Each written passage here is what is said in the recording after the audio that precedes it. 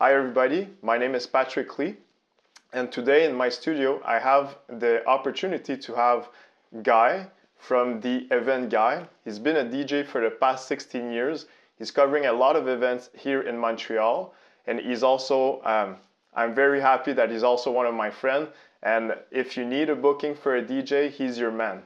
And with that, the 2023 season comes to an end.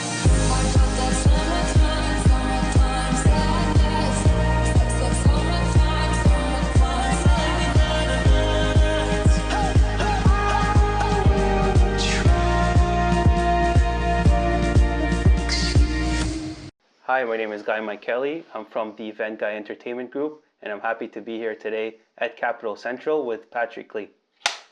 Thank you for that clap. It was good?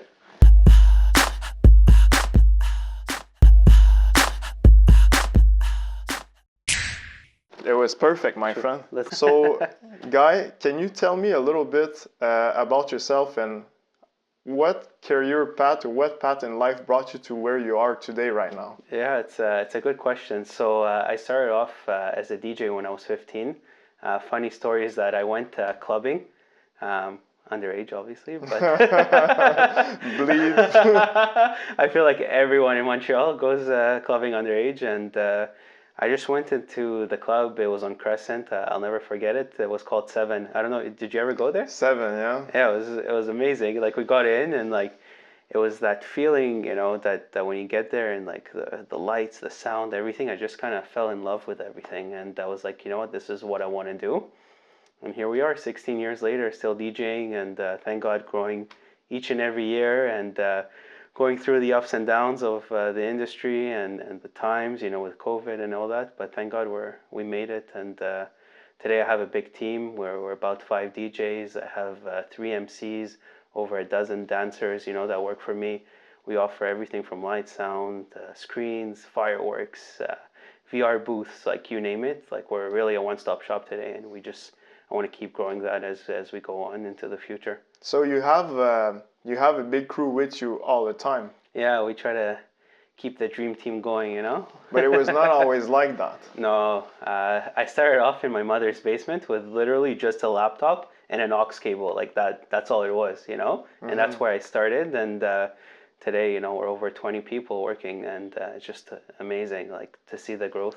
You're not very old, but you have a lot of experience, okay? I appreciate that, So basically, when it was time after university to apply for a job, you already had this 15 years experience right off the bat, right? I was like ahead of the game, like yeah. I just fell in love with it at such an early age that I've always kept it as kind of like a side hobby, because I was in school full time, so it didn't take away from my schooling or from doing other things, or even working, at the bank at the time or whatever it was. And I just kept it more as like a very busy part-time, let's call it that way. It was just like a super busy thing I was doing on the weekends. And at one point, I have to be very thankful to where I am today, because my wife was the one who really pushed me and propelled me to where I am. And she's like my number one supporter, and like truthfully, like extremely thankful for her, because after I graduated, she was the one that told me, just give it a try. 1 year. Like, what do you have to lose, And that's what she told me. And she believed in me more than I believed in myself. And that's the reason, like, why I'm here today.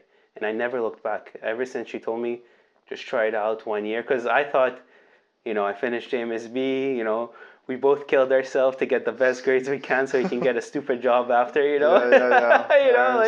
And then she said, you know what, like, forget about it. Just try it 1 year. What do you have to lose? You're young, Never looked back. Even during COVID, like, we stayed busy. We became creative. We started doing a lot of live streams like this, for other things like morning events, like for corporate, for funerals, We thought outside the box just to stay busy. To survive.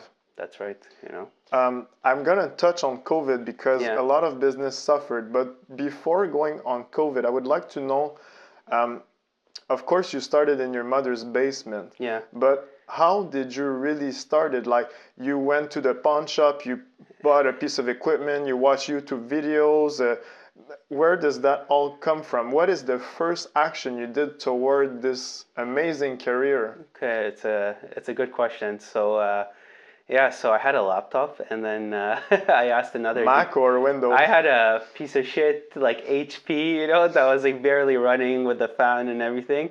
But humble beginnings, and so I started off with that, and then I asked my friend who was a DJ at the time, like, how can I connect it and things like buy this cable. So I had that cable on the laptop, and then I'm like, oh, what software can I buy? And then he told me go on virtual DJ, and that was kind of like the training wheels. And then later on, I moved to other softwares, So and then I wanted to gain experience also because I didn't know what to do. And as you know, like YouTube back 16 years ago, it was there, but it wasn't as It developed. wasn't what it was today. Right, like today, you want to change a pipe in your in your fridge, like you look it up and you got all the information there, like the videos are all up there. But back then it wasn't so simple, like you didn't have so much content, you didn't know where to go. But I just kind of said, okay, you know what, for me to gain that experience, let me go work for someone. So the first part of my career, like I was working for different companies around Montreal and Laval. And I was doing everything from schlepping cables, schlepping speakers, like doing everything from the ground up. And that's how I learned how things worked, how which cables are better than others, etc. And it was a really good training school. Like it wasn't like I wasn't getting paid well, but in my mind I always knew, like, I don't care about the pay. Like the experience was more valuable to me because I can use that later on in my career, and I'm very thankful for those opportunities. So you mentioned that you were not paid well. Yeah. Obviously, at this time of your life, they're not job 9 to 5, Yeah. and then 40 hours a week with Yeah. breaks every day and 2 15 minutes. So you managed Yeah. to scramble a little bit of experience here, a little bit of experience there. And when is the time where you got into this, like, if I could say maybe part-time or like more professionally, when you stop scrapping pieces? Yeah. Yeah. Yeah, no, it's a valid point. I think the big turning point was probably towards halfway point through our bachelor's together. Okay, because Yeah. you were coming back from a trip. Was I? I think you were coming back from a trip from DJing for a few months. Okay, it's possible. I don't even remember. Yeah. I'm so tired. I don't even remember what I ate yesterday, It's very possible, I think you're right. That was between Florida and Montreal. Yeah, because Yeah. this is where I met you initially. Okay. We had a class together, Okay. I think, and Do you then remember what it was?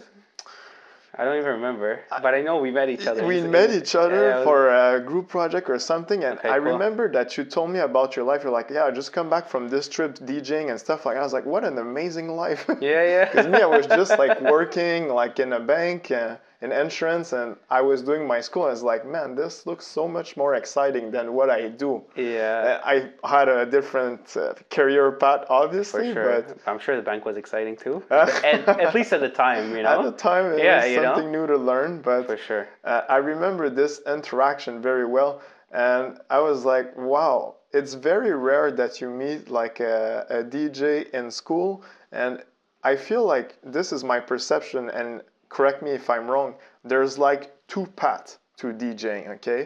Either you make an international career where you Sure. get to make your own beats, your own That's right. label, if you want. More of a producer. More of a producing Yeah, with a 100%. label, with other DJ. That's and right. the other part is more like corporate events, weddings, Yeah. more mainstream events. Yeah. So did you had the choice between the two, or was it a breaking point where you're like, I'd rather do corporate events, or is there a little bit of you like you're like, oh, maybe I can do still both, or where are you in this? And So when I started off, I was more in the club scene. yeah, Like I went that way because I fell in love with the clubs and everything. yeah, So I started off as a club DJ, but then I said to myself, okay, I want to do it more as a career than just be a club DJ and grow that path, because that's a very tough career. Like to get to the level of like people like Hardwell, Avicii, Tiesto, David Guetta. I mean, there's so few of them. Like think of it as like NBA players. yeah, There's so many basketball players, yet only like 300 plus make it. So I said like it would be nice to make it, but I knew like knowing that I wanted to do this as a career, like long term, and still have a family, and and enjoy my family and friends, I knew that I would have to go at some point to that path. And I'm happy I made that transition, because I kind of got bored out of the club scene, and like as you get older, like you said, I'm not that old, but like we are getting older. Yeah. I felt that like I'm happy I made that transition, because my kind of, although I work crazy hours, my lifestyle and my hours are a bit better, doing it that way. And I enjoy it a lot more today. Like back then, if you asked me where would you go, I would say clubs. But today, for sure, the private and corporate scene, 100%. Because I see Yeah. the young guy, and Yeah. maybe he wanted to travel to Greece and play Yeah. at High and go to Mykonos, and then the obviously the more mainstream part, if I can say, I don't want to insult everybody, like the No, wedding you're good. and play tunes of other people. Maybe you wanted to have this more creative environment, but obviously both of them are equally good, and Yeah. you can make a living out of mainstream events, and it's more recurring. And That's right. I think on the family too, if you want to raise a family, because if you're always traveling, it can be difficult. It does. Yeah. Time change, time zones. Yeah. This Takes a is toll on your body. rough on the body, of Yeah. course. Yeah. But so for you, at some point, you're like, okay, I want to pursue in this. So the longevity part, Yeah. per se, is For sure. more that. Yeah, 100%. And I enjoyed it a lot more than I did the clubs. The clubs was good back when I was younger, but now I see that it does give me a lot of creativity too, because like a lot of different events, I can do different setups, I can do different decor, different design, different lighting. I can always personalize it and stuff. So it gives me a lot of customization with my clients, and I really enjoy seeing people happy and dancing and having a good time. But you're speaking from experience, because now it's no longer only DJing. And Yeah. as you mentioned at the beginning of the podcast, you're like a one-stop shop. Yeah. So can you expand a little bit on that? Yeah, for sure. So when we come in, if we're sitting down, let's say, God willing, you'll get married one day. Hopefully. No pressure, Yeah, I but would like love whenever, to, yeah, for whenever sure. the time is right, like you'll call me, and like I'll sit down with you and like explain to you, the different options that you have in terms of setups, and what your budget is, because that's really important. Mm-hmm. I will never present a client like a 20 or 30K sound setup, or like entertainment setup when their budget is 3-4K. Yeah. So depending on budgets and stuff, I will always like try to maximize the biggest bang for your buck, so to say. Yeah, for sure. To make sure that you get the most out of your money, and that it's catering to your budget and to your taste and to what you're looking for, to your preferences, for the evening. Also, you provide entertaining during the events. So what kind of entertaining do you offer? So everything from live musicians. I've even brought like LED robots on stilts. We've even got like magicians coming around during cocktails and stuff. Acrobats flying in the air during cocktails, serving you drinks. Really, like the sky's the limit, and every year I keep finding new talent out there and trying to incorporate new things to parties that will always give that wow factor. So you took basically your passion, you turned it into a more mainstream stable income. Yeah. But I feel that now you're regaining some of the creativity, but more in the business side. I think so. Yeah. Because you have to be smart to stay on this game and always be on top of your things, right? 100%. And this is where I wanted to touch back on COVID. I just want to circle back there. Yeah. We do know that COVID was very difficult for a lot of businesses. Some businesses obviously thrived during COVID, but some businesses like yours in the entertainment industry, a lot of them died. Yeah, it was period. Hard. Yeah, for sure. How did you manage to survive this? So when COVID started, like we thought it was going to be like a few months thing, and like we'll be back in June, Next thing you know, June, nothing happens. July, nothing. August, small window, but people were still scared. So then I realized, like at that point, that okay, maybe this is the new reality, and like I still wanted to stay in the business, and I said, okay, what is one thing people are doing now, right? Which was like video conferencing, going online, speaking to family, friends, everything through Zoom, through Google Meet, through YouTube live stream like what we're doing today, Yeah. like all that stuff. So I said, how can I bring that into sort of like events that are happening during COVID? And what was happening during COVID, unfortunately, a lot of funerals and a lot of people couldn't attend because of flight restrictions, or they were scared to be around a lot of people. Some mourning affairs, like Jewish people have like mourning brisses, or they do like small stuff in the synagogues or whatnot, or small baptisms, and corporate, they do obviously like hospitals and things like that. They weren't able to come together sometimes in meetings, and if they had to give a presentation or educate themselves on a new drug or something like that, then we would come in and set up kind of like what you did here, which is super professional. Thank you. Yeah. And we would set that up for them, and yeah. So I was thinking like, okay, how can I still be in the industry, and what are the needs at the current time? And that's when we diverted and went into live streams during the time, just to stay afloat, like you said, survival. Survival mode. That's what it was. It was pure survival, and yeah, we did what we had to. And I think prior to COVID, you had a payroll where you had like employees on the payroll. Business was good. You had your hours, so on and so forth, and you kind of switched the business model now for a more flexible approach. Do you want to touch on that a little bit, or? Yeah, why not? Okay. Yeah, for sure. Yeah, I'm an open book. Like there's nothing that there's nothing to hide. We can cut everything, by the way. Yeah, no I stress. do all the magic. You're gonna edit after. If you want. So if I drop an F-bomb, you're just Yeah, gonna be like, of course. beep. That's good. Yeah, no stress. Open book, really. And yeah, so I had a lot of people like on the payroll, which was great at the time because people's mindset and the cost of living at the time made sense for that. But after COVID and the cost of living spiking like to what it is today, which is not normal yet, like things haven't dropped in prices, and I don't think they ever will.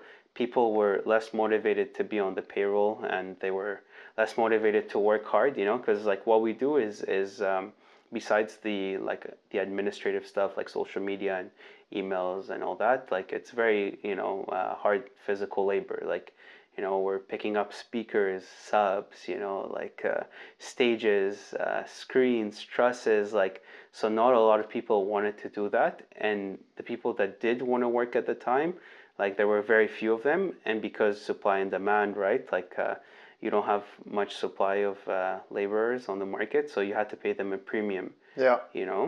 So I realized that the guys that were motivated didn't want to be on the payroll, they wanted to be freelance, self-employed. And so I said, you know what, this is good for me. It's more expensive because you're not paying let's say if you paid someone 18 or 20 bucks an hour on the payroll, or 25, now you're paying 35 to 50 depending on the level of experience. So you're paying more, but it's less headaches, and you're dealing with more reliable people because they're self-employed just like I am, So I'm motivated to work because if I don't work, I don't make a living. You don't eat? 100%, Yeah. And it worked out super well. It worked out well for all parties across. The only person that's fully employed is myself and my wife, Yeah. She does all the admin stuff and the social media and the website and all the things I don't have time for. But don't you think is a little bit where the population is heading to? More self-employed people, less employee base, because a lot of people now they don't even want to work. I know. Okay. The shortage of labor in restaurant is crazy. Yeah. The hours, they're just reduced now because they just can't find the staff. Yeah. But I feel like it's generalized across all the industry. I think so. But some people can work, but rather this formula. Yeah. Because they're obviously more advantage. For everyone. Yeah. I don't know what the future will hold in terms of employees. I think there's going to be some sort of tipping point where hopefully things will kind of stabilize. I hope so. The market's not, we're not I don't know what's going on, you know. Yeah, But yeah. and I don't have a crystal ball. Neither do I. Yeah, because if we did, we would probably be sitting on a beach. Yeah, But exactly. I'm gonna hold this conversation, and Yeah. probably our next podcast in five, Yeah. 10 years, we're gonna be on the beach somewhere. Yeah, I You hope know, so. We're gonna be on the beach you know, somewhere. 100%. You know, Yeah. but going back to employees and things like that, like I think there's always going to be people who are willing to work hard, and those people, like I always pay a premium because I know that I want to keep them long term, and I want to keep them happy too and motivated. For now, we're doing the self-employed, like it's working well for us, and the time, if if things change or we find like people are willing to be on the books, we'll go for it.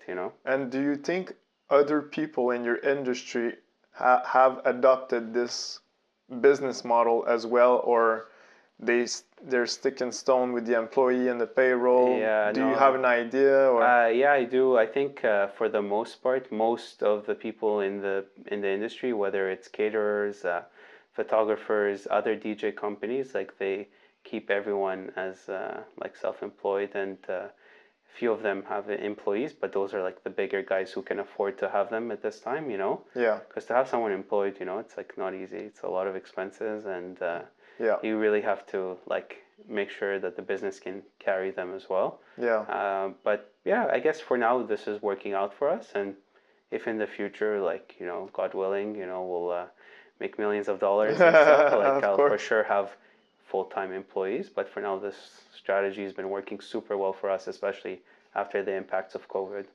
So you mentioned one of the headaches of the business is the labor. Um, can you tell me a little bit more about other headaches that this business has, because it has a lot, Yeah. maybe one or two, so people can understand what it is to actually have a DJ to the events. Yeah, it's listen, no business is easy. No. It is what it is. You're in business, and being an entrepreneur is not easy too. But I wouldn't do it any other way. Like as an example, like let's say for setting up at a venue that has no elevators and you have to bring everything up 3 flights of floor. Like people don't see those small details, but that's like heavy equipment, and like every day we're going through like moves. Like imagine just like moving everything Yeah. here and like going to another place and setting it up and then taking it back down. So that's like a logistical headache. And but these that are we do very every day. expensive and expensive equipment Yeah, too. 100%. Yeah, Like a speaker can cost you at least 2,500 for a good speaker. yeah, But if you want to be the best, you gotta pay for the best equipment. for sure. And it's really important. Like we're performing live. So you don't want to take a gamble. You know what I mean?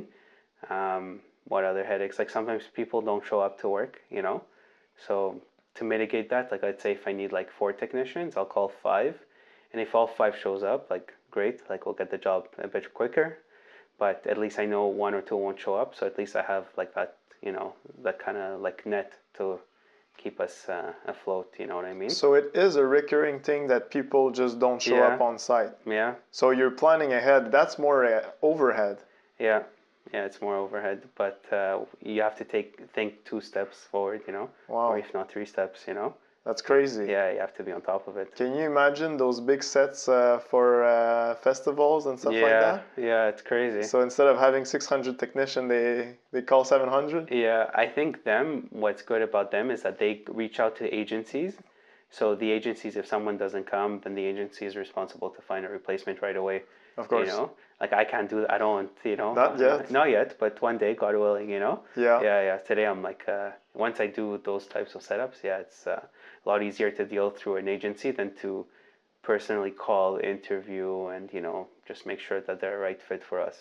And what do you think in terms of like, we cover a little bit of the specific aspect of the business, more technical, but what do you think it takes as personality to be in this business? What does it take? It takes a lot of things. It takes perseverance. It's a lot of hours. You need to have a very extrovert personality. You're dealing with public.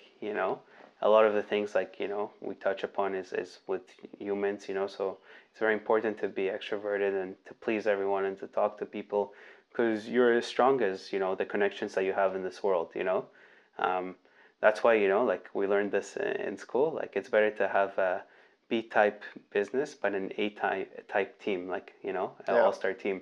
So people like is the number one thing, like, thanks to you, like, we got the contracts at the bank, which are very, very good, because then we expanded to other branches. Yeah, of so course. it's great. Yeah. So we appreciate it. No problem. I'm here for that. But, it's all about who you know. Like, really, it's not about what you know, it's about who you know. Yeah. Obviously, like, you have to be good at what you do. You have to, have the right music, have the best music, the great, great remixes. You have to know how to keep a crowd going. You have to know how to read a room, and that's all experience. Like, nobody teaches you that. That's you going onto the field and doing, thousands of events, over time. I think, like, today, like, I do close to, like, between, depending the year, I would say on average about 140, 150 events a year.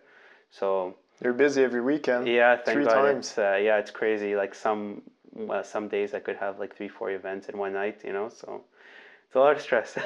You did touch on that a little bit, Yeah. not on the podcast, but with me personally, that the busy season schedule is crazy for the hours and the amount of sleep that you have. Yeah. Are you sleep deprived? Yeah, 100%. I know we all are, because like living in Montreal, it's a cold city. Yeah. So you can only do events in like I would say like from April to about end of October, because then the weather gets bad. Yeah. And also January, February, it's really, really cold. So like there's really fewer events. I mean, there still are, but not as much as in the summer. So when it comes, like it comes in one shot. So that's why in the summer, obviously we're going to be sleep deprived. It's normal. Like my eyes are barely open, You're not Yeah, that bad, I don't know. Like I feel like my eyes are like not all there. You're all there, man. Looking good, man. I appreciate it. I'm trying to catch up to you.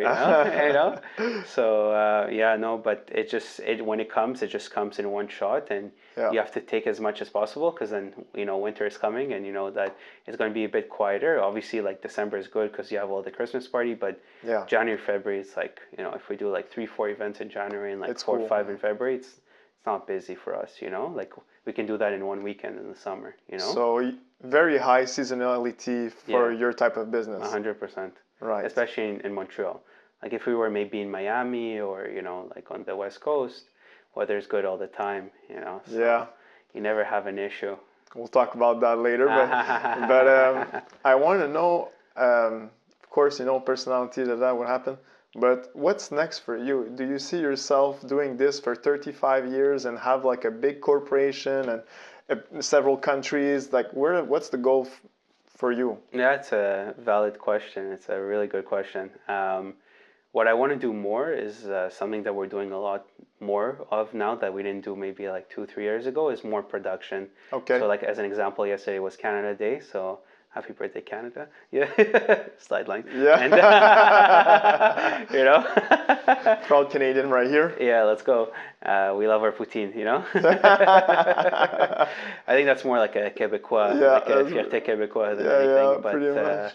like, so for example, yesterday was Canada Day, so we had the city contract with the city of Côte-Saint-Luc. Yeah. So that was really cool, and we did the full production, the stage, the lights, the sound for the DJ, the entertainment that we provided, and also they brought in an outside band, and we put that all together for them. So the future, like I want to stay as long as I can, because I love what I do, like genuinely like love it. And I think the future, like because I'm not getting any younger, is to continue the entertainment, but also to grow the production side, because the production is where the big money's at, and it's also, it allows you for more creativity, because you can set up the room like a million different ways. You can be as creative as you want with lights, with screens, with acrobats, like the sky's the limit. So that's really where I want to take it, like continue growing the production side, and obviously keep the entertainment going, but production is what the future will hold for the event guy, like more of that for sure. Okay, so you're gonna have like different sphere, still keeping the DJing, production. Do you think at some point you're gonna need a warehouse to put all your material and Yeah. then have few trucks roll in, roll out. Yeah, 100%. Something like that you would see yourself. Yeah, I already have like a small warehouse now, Okay. but we want to grow that warehouse. Of course. Yeah, we want to expand, get bigger, do more events. Like now we're capped at like 5 events a night. Okay. Like I want to Which go. is not negligible. No, it's not. You're very humble, you know, ever since. I don't think people realize at Yeah. home, but he has like 30, 40 employee on the not the payroll, but keeping going, 5, 10 events, 150 events per year is humongous. And Thank you. also, they're not small events neither. You go on the website for the event guy, entertainment.ca, That's right. right? You did your homework. I did my homework, but I follow the business too. Yeah, thank you, There are thank you. big events with hundreds of people sometimes, big contracts too, Yeah. city, banks, big corporation. It's not just your wedding with 20, 40 people. They're big events too. So shout out for you, Thank you, I for appreciate maintaining the business. I Thank just you so wanted to much. put that out there because you're very humble. Thank you. I appreciate that. I always try to stay as humble as I can, you know, because like in life, there's no need to like inflate your ego, like it serves no purpose, and you never know like when your day comes and you want people to be by your side when, you know, you don't want to be remembered as the guy that I came understand. up with a big chest, you know. Like, But I just want to touch on that because it's not necessarily a question of ego, but if you offer your service, but you don't say what you do, maybe somebody that has a wedding with 300 persons said, maybe this is not the guy for me. I need the bigger production. Right. But you are a bigger production. right. So you can do smaller events, but Yes. also bigger one. And the 100%. complexity, you can deal with it too. Yes. So me, I just see it as an extended offer of what I do. Then how you want to present it after, it's up to you. But I think it's important to present ourselves like this. Yeah, 100%. With our competencies, and Yes. you've been there for 16 years. I mean, Yeah. you must been be a doing while. something good, right? Yeah, thank God we're doing something right. Yeah, yeah, yeah. Yeah, it's great. So the future is to have a warehouse to yourself, some production, and so on. Are you at the point where you need maybe to hire a manager to delegate certain tasks? Because I think there's a certain amount of hour per day, and I think you're there. Yeah. I've been trying to put my hand everywhere because, you know, as a business owner, like you want everything to be as perfect as possible, you know? Yeah. So sometimes like I do feel that I stretch myself too thin, just because like, you know, I'm very involved with like all the events. Like let's say like, you know, 2 days ago I had like 3 weddings, and like I went myself personally to check on each and every single sound setup and the lights and everything, because like I want that everyone will be happy, and it's important for me that to know that everything is okay so I can sleep at night too. Yeah. You know? But yeah, no, definitely it's something that you know, you bring up a really good point. Like it would be super helpful if I had someone to, because I have a lot of ideas, and you know, as an entrepreneur, you know this, like your Yeah. brain's always going like this, you know? Of course. And there's so much, like you said, 24 hours in a day, and there's so much you can do. So Yeah. definitely that's something that I've been having a conversation with the boss, my wife. Yeah. And like it's something that will happen at some point. Just have to probably find the right person to do that. Because now you know how to run the business, and I think it's been few years that you know how to run the business. You even have one of a very special event, the COVID, that nobody knew what to do in those circumstances, and we didn't have a date that this is all gonna stop or so on. Yeah. Then you've managed to survive that. So then right now you're more on pilot mode, if I would say. I guess so. Yeah. I feel like I'm very immune, you know, like I don't stress anymore like as much as I used to. Yeah. Still stress a bit because obviously It's you want business. everything to be perfect, Yeah. and you want to make sure the clients are happy and the guests are happy and everything. But like it's like you know, when you've done it so many times, it's almost like second nature. Like I can look at Yeah. a crowd and I know like what's going to happen next, and I know where I want to take them next, and I know what I want to do, and you know, and like it just Would you see a feasible partnership with another firm that would do production? maybe You know what I mean? if it's the right firm, you know. So when I started off too, like I didn't have much equipment, you know. So I used to rely on a second, like third parties for equipment and stuff. But it's tough because when you rely on them, sometimes they don't have. So then you have to go somewhere else where it's more expensive. So then you're losing money, and so sometimes they don't have the inventory that you need, and sometimes the equipment is not properly maintained, and you lose that control. And it's also time. Like time is really important because like you see, like I'm running from one Yeah. event to another, and I'm not sleeping. So like it's hard for me to go down there, wait for them to load it into the truck, and then go to the event, and then come back the next day. And so for me to have the equipment is really crucial to our operations. Yeah, I guess if there was a right firm that maybe could partner, it might work. But from experience, we need to have our own equipment. You know, it's much better. It's more efficient. 100%.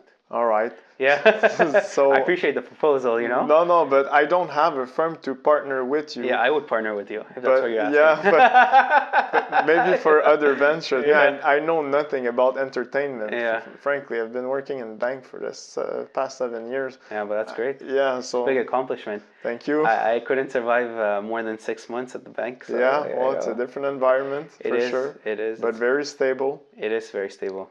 But it's your 9 to 5 life. It's your Yeah. corporate ladder life. It's It is. your bonus at the end of the year, Yeah. perform well life, you Yeah. know, get good grades, because in the corporate life we have grades too, you know, evaluation. really? And of course, my friend. I didn't get to that point. Oh, yeah. I quit at Yes. 6 months. I never got to that point, you know. Yeah, so, yeah, we but do- I believe you. You know. We do have grades. So how does every that qu- work? You know. Well, let's say it's 4 quarters. Okay. You would have an evaluation, a sub-evaluation every quarter, Okay. and then at the end of the year, you get your final evaluation, and you Okay. know how much bonus you're gonna make. Okay, based on the evaluation. So every bank has their rating, every big corporation has their rating type. you. But basically it's number 1 to 4, okay? 1 is being exceptional. It Okay. does not exist, okay? Oh, nobody's number one? Well, you need to I'm be... sure you were number one. Never. Seriously? You need to be What? signed by the, let's say, regional vice president if you're Okay. number 1, because you need to be really making an impact Okay. for your environment. I understand. And on top of having all your stats and so on. Okay. Then you got your number 2s, which is more rare, but there are some. Oh, there's not a lot of that too? No, most of the people will be between 3. And 4? 4 is like consider doing something else. Okay. Almost, or you rather ramp On up the to way go to out. 3. So I Yeah. would say people are between 2, 3, 4, but Okay. majority would be at 3. Okay, I understand. And you gotta take in consideration, now I make it sound like it's bad, but I talk for banks. In banks, the rotation, the turnover of the personnel, Staff, yeah. the staff is high, but not only because people leave. This is one of the reason, but another reason for that is because people get promoted to new roles. I understand. And when you get promoted to a new role, it's impossible that your first year you're a 1 or a 2. You get all these new sets of tasks and rules that you have to apply to your new role. So that's why most of the people are 3s. Okay. So I feel like they put you at 3 and 4 just so that so you keep so they can like not pay you as much. yeah, so the wheels turn faster and Yeah. you work on weekends, but I feel they do it on purpose. but I mean, you know, the entrepreneur life isn't really that much different because we work a lot for our businesses. Yeah. Just for me, Canada Day, I work like 4 or 5 hours to edit some stuff and to Right. make sure that my things are okay. Right. It's just like maybe the schedule is not as precise. Gotcha. It's more scattered, Yeah. but maybe we end up putting the same or more hours. I feel you. I feel you. I feel that in life you can either go to that entrepreneurial path Yeah. or you go to the like corporate job path, or you can do like a mix of both, which is essentially exactly what you were doing at the bank. Mm-hmm. Like you were an entrepreneur because you had to hustle, get the clients, right? Yeah. But you also had that corporate life put Yeah. together, Yeah. which is not a bad life. You know what I mean? Because Not a you bad have life. that safety and the entrepreneurship mingled. So Yeah, it's pretty not cool. a bad life. I could pretty have cool. lived my entire life like Yeah. this. honestly, I don't want to say that it's a very good life and that you can do 4 or 5 trips per year, but honestly, if you work at the level I was, you can live comfortably. You'll have your car, you'll have your house, you can do 1 or 2 trips per year. This is where the life is going to be for you, but at the same time the tasks, they're more repetitive and there's somebody above Yeah. you, and sometimes your ideas are not always welcome. Okay. And at the same Yeah. time it's normal because it's a big, Big box. machine, yeah. So I know. yeah. I remember I was there and I was like proposing like new projects and stuff, and every time like, Yeah, but we're just like this, but it's at the same crazy, time man, you know? but it's how you run big businesses, by being I get, risk averse. yeah. Yeah, But sometimes you have to think outside the box, because then you will course. suffer from, myopia, Yeah, but I feel like at the stage where you are in your business, there's still a lot of space for creativity and expanding and try new ideas. But let's say, for example, that you would have 5,000 employees in the States and in Canada. You need to have process in place. sure. When you get to the event, check. When you do this, check. Yeah. Have you asked the customer that? Check. Where's the electricity output? Check. Right. So that's how we run big businesses. 100%. I still have like, some of those like automated stuff. Like, for example, if I'm sitting down with a client for Yeah. a wedding, whatever it is, corporate, like we have like a template that we always use, and it's like bulletproof, because like we thought of everything, Yeah. It literally thought of everything, because like we never wanted to take a risk forgetting something, whether it's the floor plan, the electrical outlets, where they're located, how many electrical outlets do we have, So we have a technical sheet, we have a itinerary, we have a playlist sheet. Like, it's very automated that way. But you're right, as you get bigger, processes become a bigger part, because you're a bigger machine, so you want everything to run the same way, whether you're operating in Montreal or New York or Toronto or whatever it is, Miami, So I get it. One day we'll get there, So is there anything else? Well, I would like to continue speaking with you, but at the same time, I know that you have a busy schedule. Yeah. But is there okay. something Take your that time. you would like to absolutely communicate to the audience about what you do? A message? Just don't be afraid to fail.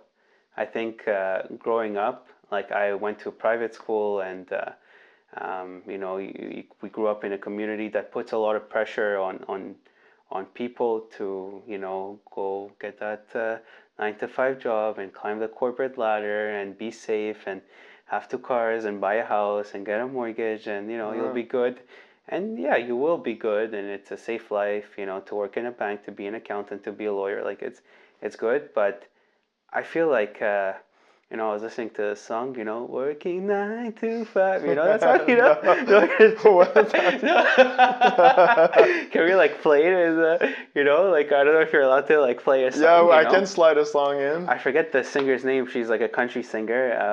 But yeah, like I feel that like working, like you said, it's always the same thing, same processes, same, like, you don't get to, grow as a person, and you feel that, like you feel like you want more, and like the reason people don't take that step, like what you did, that you quit, and like really applaud you for it, because a lot of people are just afraid to fail, and like, and like I feel like life has so much more to offer, and like thank God, like even when I was at that point, like it's all thanks to my wife. Like, she told me, like, try it out for a year. Like, what do you have to lose? You've been working all these years in the business, and like now you want to go work in bank. Like, this is what you love to do. And and she was so right, because like I never looked back, and like today I get to do my own schedules. If I want to go on vacation, I don't have to ask anyone, and and like it's hard and it's scary, because you don't know what the unknown is, right? Because when you work in a bank, like if you go 2 years, you'll be an associate, and after associate, you'll be junior VP, and then so you're like, okay, like, and people are afraid of not knowing, and imagine what we had to go through COVID. Like, it was very stressful, man, like very stressful. So it's scary, it's stressful, but it's 100% worth it. At the end of the day, you feel so much more, rewarded. 100%, and I feel like my message to everyone out there on the podcast, and everyone like going through these hard times and not knowing what life has to bring, like, don't be afraid to try different things and to fail and to grow, because that's how we learn, by failing. Guy, thank you so much for your time, that man. interview. Yeah, it was fun.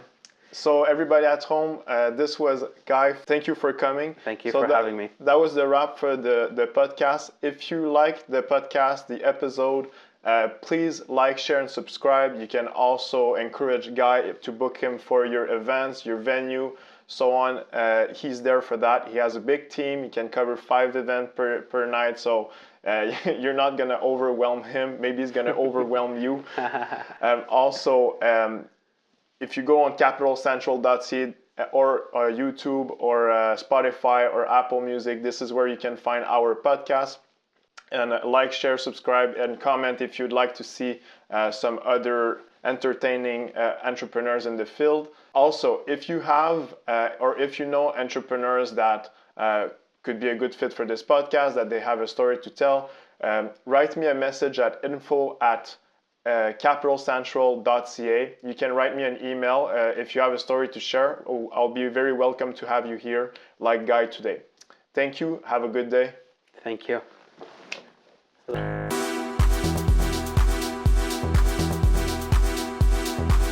Filter that down.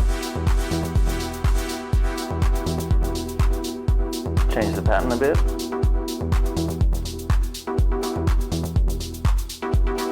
I think we need a right symbol.